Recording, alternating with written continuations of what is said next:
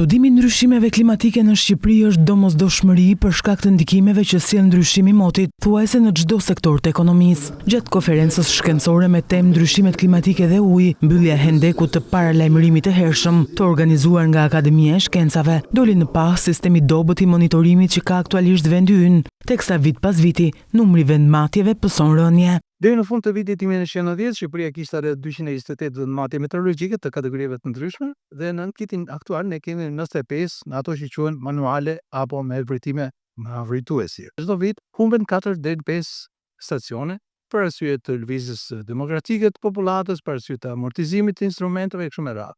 Ndërsa një vend i BE-s që është pranë nesh, Greqia, çdo vit son 4 deri 5 stacione automatike. Po ashtu sipas profesor Zorbës, problem përbëjnë dhe stacionet e monitorimit të pacertifikuar. Në total bën rreth 250 stacione meteorologjike që funksionojnë pa ndonjë marrje leje, monitorim transferore mbi territor pa ndarë të dhënat dhe pa asnjë lloj certifikimi. Në bazë të këtyre të dhënat të pacertifikuara, më pas bën reportime në institucionet e shtetit apo hartohen projekte dhe merren leje zhvillimi dhe ndërtimi, të cilat rezultojnë jo efektive dhe me impakte negative mjedisore në mjaft raste.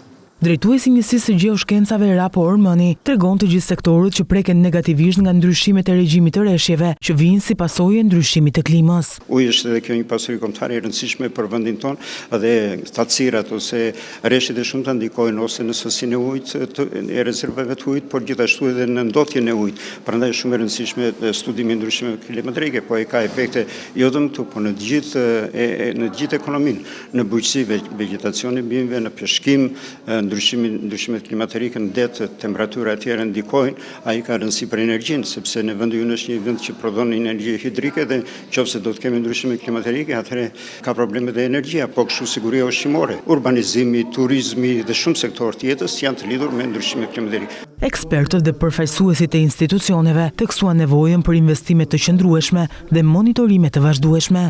Ne besojmë se roli i kërkimit shkencor është thelbësor në këtë proces, duke ndihmuar në hartimin e politikave të bazuara në ato dhëna dhe në një forcim të vendimarrjes. Merret mendimi shkencor në mënyrë që të bëhen politika efektive, por mendimi shkencor gjithmonë jep zgjidhje të qëndrueshme dhe inovative për të ardhmen. Të pranishëm në aktivitet ishin dhe përfaqësues të Institutit Hidrometeorologjik të Kosovës, të cilët kërkuan ndërmarrjen e politikave të përbashkëta për të rritur sigurinë e dy vendeve.